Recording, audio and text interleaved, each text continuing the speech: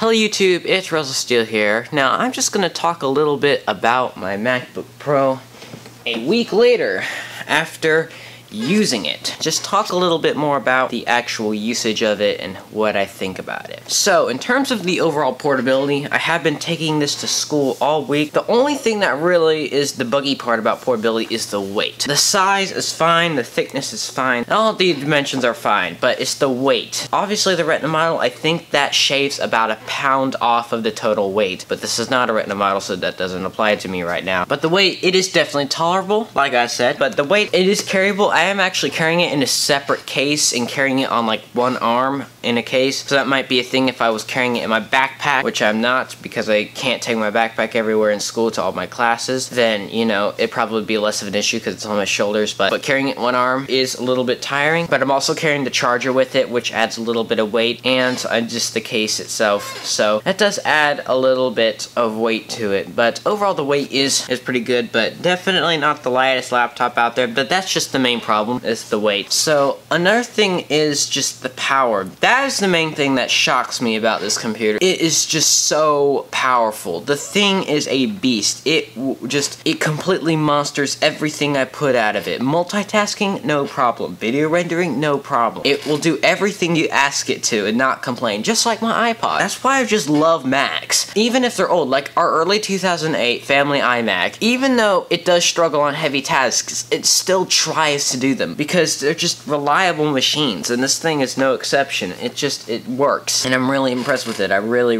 like that. It is a very nice, reliable computer, and yet still powerful. Macs have always really been the perfect machine for me because I don't really like the usage of Chromebooks. I like that Chromebooks are really not prone to much viruses and all that. I mean, I don't think they even can get viruses and bloatware and stuff like that. And I know Macs can get it, but they're a lot less prone to viruses than PCs are. But I always like the functionality of the PC. Not really the operating system, but you know, you can download millions of applications, and Macs fall in right in the middle. They still can get viruses, and they're not as open to every single application at the world, especially gaming, but they're in right smack in the middle, and that's why they're perfect for me, because they offer lots of the advantages of both. It's a very capable operating system and a very capable system, yet it's still a lot safer and a lot more secure than Windows is. It's just perfect for me. Also, the specs, the Quad i7, the thing renders video really fast. I actually did a little test with Premiere and Final Cut in this thing. I actually have Premiere and Final Cut. I'll tell you how I got it, because I'll be like, well, that's really expensive and stuff like that. But Final Cut Pro and the entire Adobe CS6 suite came with this computer. There's lots of pre-installed software. I also got ScreenFlow with it, which I love that I got ScreenFlow with this thing, so I can do, you know, video tutorials. Like, you know, I have video tutorials on my YouTube channel about filmmaking and stuff, and I can really continue that with ScreenFlow. The only other thing is that After Effects for some reason won't load up, and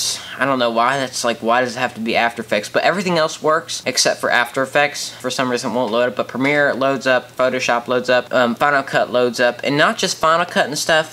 Here's some more. You get the entire Adobe CS6 collection, like I said, but you also get Logic Pro X, Motion, Compressor, which I love all this stuff. You get GarageBand, which I've actually used that before to create songs and stuff like that. I've used it in one of my videos actually, and you get iMovie, which I will absolutely never use because I don't like non-professional video editors. They're just so limited on features. You also get ScreenFlow, like I said. That is great. I downloaded Google Chrome myself in place of Safari because I definitely do prefer that. I do also get iWork, I get Pages, Numbers, and Keynote, but I also got Microsoft Office. But here's the thing about Microsoft Office, it didn't really work as what I expected. It came pre-installed with Microsoft Office, and I'm like, yeah, I can use that for school, but it was a subscription, and they canceled their subscription or just take it off. So it's all that Microsoft Office software is basically useless. I did download Microsoft OneNote free off the App Store in place of the built-in one, but yeah, all the pre-installs, very convenient stuff. Rendering in Final Cut versus Premiere was night and day. In Premiere, you know, the last video had it on my Fusion drive, and I loaded it up on there to see how long it would take to export on Premiere, and it would take about 3 minutes on VBR 1 pass. And on Final Cut, rendering in H.264 and stuff, it takes seconds. It's great how fast this thing renders. It is just awesome how fast this thing renders. And I just want to bring this attention to Final Cut versus Premiere. I am really growing to like Final Cut. There are some things I have to get used to, mostly the magnetic timeline, but it actually turns out to be very convenient. The thing that most impresses me about Final Cut Pro is the speed, period. The speed on Final Cut is unmatched, and anything I have ever seen. The speed in Final Cut, it's just, Premiere just doesn't really have that so much. It's obviously faster than my PC. I mean, the specs are great, so it's obviously faster than my PC, but Final Cut, it just blows everything I've ever seen out of the water. Faster than iMovie, faster than Premiere, faster than anything I've ever seen. It is just so fast. Like, Apple really knows how to do this. It's because the optimization. I love the background timeline rendering. I wish Premiere had that. Why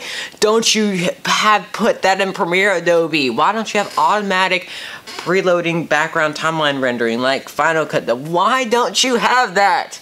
That would change everything. And it just exports so fast. I think that's a big thing to do with that. Is that background timeline rendering. It really reduces that export time. It's very awesome. I love the speed of Final Cut, but I also will still definitely use Premiere. But let me put it to you this way. I will use Final Cut if everything I need for this video is in Final Cut. But I will use Premiere if I can't find the thing that I need for the video is in Final Cut, but it is in Premiere. So I'll use Premiere if that happens. So yeah, I am really loving this thing. Oh, I also want to talk about battery life. Now, battery life is actually very good on this thing. Now, in terms, it's definitely not going to beat the MacBook Air by any chance, but for a quad-core i7 dual graphics card, 628 Fusion drive, 8 gigs of RAM, 15-inch machine, I'm coming home from school with about like 80% left because I'm using it in like 2 classes or less so far. I might be using it a lot more sooner or later, which will definitely juice that down, but you know, using it away from a plug for long periods of time, it works fine. I've been watching tons of Top Gear stuff and